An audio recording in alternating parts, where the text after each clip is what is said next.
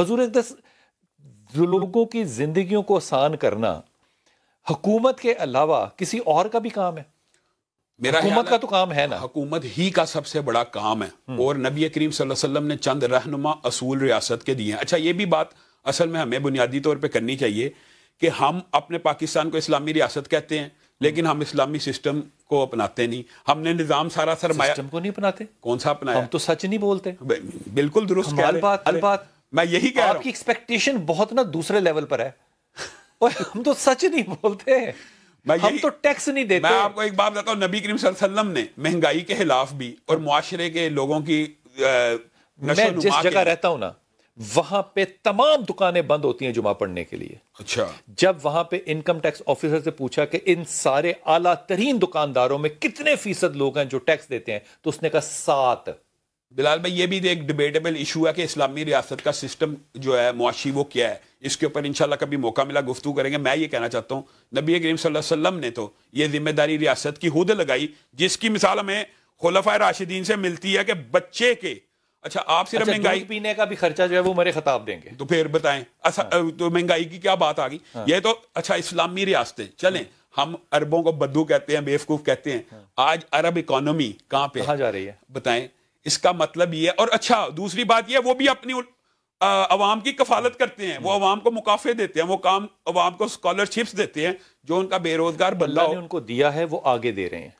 اللہ نے کیوں دیا ہے؟ کیونکہ وہ دیتے ہیں، ان کے دسترخوان بہت بڑے ہیں۔ میرا خیال یہ ہے کہ اس کے ساتھ ساتھ ایک بہت بڑی وجہ ہے کہ اللہ تعالیٰ کے نظام اور اقامت حدود کو انہوں نے قائم کیا ہے، کیونکہ یہ حدیث صحیح ہے کہ جس معاشرے کے اندر اللہ کی ایک حد بھی قائم ہوتی ہے نا، 40 دن رحمت کی بارش ہو نا، 40 دن تو زمین کا کلیجہ اتنا ٹھنڈا نہیں ہوتا جتنا ایک حد قائم ہونے پہ ہوتا ہے۔ اور ہمارے معاشرے سے مراد کیا ہوتی ہے؟ اللہ کی حدود جو ہیں کہ چور کا ہاتھ کاٹ دیا جائے، زانی کو، ریپسٹ کو قتل کر دیا جائے۔ ہمارے معاشرہ تو ایسا ہے کہ کل اسمبلی میں کچھ دن پہلے قرارداد منظور ہوئی، میرے منہ کی بات تھی اور میں چاہ رہا تھا کہ علل اعلان ان کو پھانسی پہ لٹکا۔ ہم یہاں پہ مطالبہ کرتے رہے، اللہ کا شکر ہوا تو ہمارے یہاں کے جو وزیر ہیں جو صحافیوں کو تو سرعام تھپڑ مارتے ہیں اور سرعام سزاؤں کی مخالفت کر رہے ہیں۔ کمال ہے، خود تھپڑ مار وزیر قانون نے مخالفت کی اس قانون کی جو کہ اللہ کے حدود کو قائم کرنے والا تھا، اور ایک حد قائم ہونے اس ملک میں رحمت ہو اور برکت ہو۔ میں یقین مانے، میں قسم کھا کے یہ بات کہہ سکتا ہوں، آپ اللہ کی حدود اور اللہ کے نظام کو اس زمین پہ دھرتی پہ قائم کریں،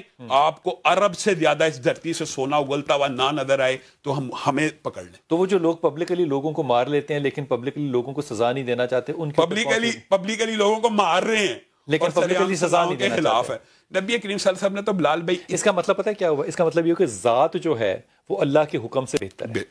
یہ کتنا بڑا عذاب ہے۔ بالکل بات آپ نے درست کی۔ آپ اپنا بدلہ لے سکتے ہیں، خدا کی حد کو قائم نہیں کر سکتے۔ یعنی نہیں، اپنی ذات کا بدلہ تو تھپڑ ہے، تو جس نے ریپ کیا ہے اس کو پھانسی دینے پہ آپ کترا رہے ہیں، کس وجہ؟ کوئی لاجک ہو، کوئی عقل ہو، کوئی منطق ہو۔ وہ کہتے ہیں کہ جو معاشرہ ہے نا وہ سیولائزڈ نہیں ہوتا جس میں یہاں پر ہو، لیکن میں بڑی معافی کے ساتھ پھر تھپڑ مارنا بھی سیولائزڈ نہیں ہوتا، لیکن جن ملکوں کے اندر یہ سزائیں سر عام ہیں ان کی کیس اسٹڈی کیجئے، وہاں پہ وہ جرائم نہ ہونے کے برابر بات کہنے کے قابل ہیں۔ ایک بات میں اس کے اندر ایک بات کرتا ہوں کہ یہ چاند پہ جانے کا تانا مولوی کو کیوں دیا جاتا ہے، یا یہ چاند پہ جانے کا تانا تو سائنسدان کو دینا چاہیے، سائنسدان کو دیں۔ میں حیران ہوں، یعنی کہنے کا مطلب یہ بڑے ادب کے ساتھ حضرت ایک خاتون ہے، انہوں نے انتہائی بدتمیزی کی حد پیدا کر دی کہ جو میرے بابے صاحب ہیں ان کے طالب علم ہونے کی حیثیت سے آپ کو یہ نہیں کہنا چاہیے، اور میں آپ کو حلفاً کہہ رہا ہوں میں سارے بابوں کو ٹھیک مانتا ہوں، لیکن میں کسی بابے کے ساتھ نہیں کھڑا میں صرف اللہ اور نبی کے ساتھ ہوں۔ ایک بات بتایا میرے ذہن میں، اب چلے بات آ گئی، ہمارے ملک کے ایک سائنسدان ہیں، انہوں نے ایک پروگرام میں یہ کہہ دیا کہ یہ دنیا چاند پہ چلی گئی ہے اور مولوی ابھی تک آپس میں لڑائی جھگڑے اور فتوے بازی سے بعد نہیں آئے، تو میں نے ان کو یہ جواب دیا تھا، میں نے ان کو کہا جناب چاند پہ پہنچانا آپ کا کام تھا، مولوی کا کام تو اچھے طالب علم، اچھے قراء، اچھے حفاظ، اچھے حدیث کی آفت پوری دنیا میں پیدا کرنا تھا۔ بڑا اچھا جواب۔ پادری یہ جو ہے، کبھی امریکہ یا یورپ کے پادری سے یہ پوچھا جاتا ہے کہ یار تو نے چاند گاڑی کیوں نہیں بنائی؟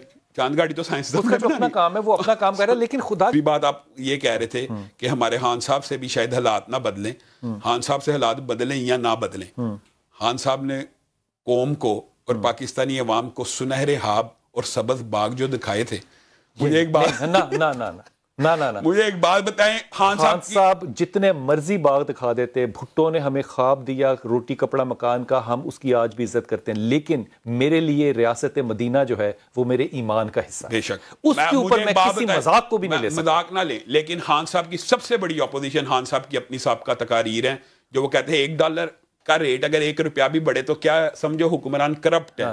उनके ये तकरीरें मौजूद हैं कि नहीं कि IMF कौन होता है बिजली गैस की कीमतें बढ़ाने वाला। आज मुल्क में क्या हो रहा है, अब बंदा बात तलक करता है तो फिर हमारे को लोग हमें बात करते हैं।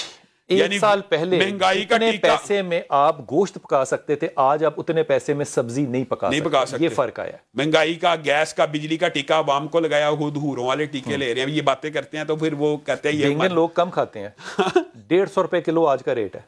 किस चीज का? बैंगन का। अंदाजा 1 किलो में 4 लोग रोटी नहीं खा सकते, कम से कम 2-2.5 किलो खाने हैं, तो आप 500 रुपए में कौन रोटी पकाएगा जबकि आपकी सैलरी 7,000 रुपया महीना हो। ये बड़े अफसोस है कि मैं इससे एक बात मेरे ज़हन में हदीस भी आ गई है। बिलाल भाई, खान साहब को ये भी देखना चाहिए उनके राइट लेफ्ट कौन है। ज़ख़ीरा अंदोज़, चीनी का बहरान मुल्क में, ये कम से कम इन चीज़ों को तो कंट्रोल किया जा सकता है कि नहीं। हुक्मरान की विल हो तो आटा महंगा, चीनी महंगी है। नबी करीम सल्लल्लाहु अलैहि वसल्लम ने फरमाया ज़ख़ीरा अंदोज़ी करने वाले पे अल्लाह की लानत हो। ज़ख़ीरा अंदोज़ी करने वाला खताकार है। ये ज़ख़ीरा को अंदोज़ करता है, यानी कि अपने यानी अवाम को जो प्रोडक्ट देनी है उसको जमा करके अवाम को महंगी, ताकि उसका रेट बढ़ जाए। इसको क्या कहा अल्लाह के रसूल ने? उसके ऊपर लानत हो। ज़ख़ीरा, अल्लाह के रसूल ने उस पे लानत भेजी है। और ज़ख़ीरा अंदोज़ करने वाला खताकार है। जितने बड़े बड़े लोग चीनी स्टॉक करके बैठे हैं, इन पे अल्लाह की लानत भेजी अल्लाह के रसूल ने। एक और बात सुने, ये भी हदीस सही है, इनके ऊपर अल्लाह ताला ऐसी बीमारियां नाज़िल करता है कि जिनका कोई इलाज नहीं होता। आप बताएं, ज़ख़ीरा अंदोज़ी, क्योंकि ये अवाम से, हज़रत उमर ने तो एक सहाबी को कह दिया था, ओए मैं तुझे देख रहा हूँ तीसरे दिन गोश्त लेने आया है, तूने अकेले ने खाना है।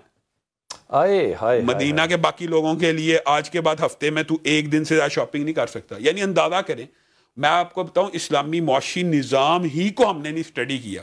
इस्लामी मुआशी निज़ाम, जो आपने पहले टैक्स की बात की है ना, इस बात के ऊपर बड़ा उलमा को ले दे होती है, लेकिन कभी समझा ही नहीं गया इस्लामी इकोनॉमिक्स को। आप हमें इस्लामी मईशत को समझे तो सही। इस्लामी मईशत में अवाम से टैक्स नहीं लिया जाता, अवाम से कमाई भी नहीं की जाती, ये भी मैं आपको बता दूं। लेकिन अवाम को अपना रियासत का ऐसा हिस्सा बना दिया जाता है कि सारी की सारी अवाम रियासती के लिए कामकारी होती है। अगर आप पानी, बिजली, गैस अवाम को कीमत खरीद यानी नो प्रॉफिट नो लॉस पे दे दें, सब्सिडाइज तो मैं दूर की बात कर रहा हूँ, मैं कहता हूँ पाकिस्तानी कौम आपके मुल्क की पैदावार और प्रोडक्शन इतनी बढ़ा देगी, आपको किसी से भीख मांगना नहीं पड़ेगा। ये तो बुनियादी इकाइयाँ हैं इस्लामी निज़ाम की, ये बुनियादी इकाइयाँ हैं जिनसे हम गाफिल हैं। सरमायादाराना निज़ाम के पीछे भाग रहे हैं, वो फेल हो चुका। मेरी दुआ है कि आपकी गुफ्तगू जो है वो किसी हाकिम के दिल में उतर जाए।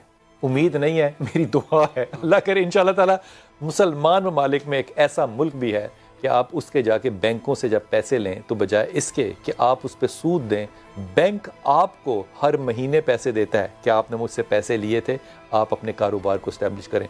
हम केस स्टडी कर सकते हैं कि नहीं? अगर ये आपको मुल्क याद आए तो मुझे फ़ोन करके अगली दफ़ा ज़रूर बताइएगा, वरना इंशाअल्लाह ताला इसका जिक्र मैं आपसे अगले प्रोग्राम में करूँगा।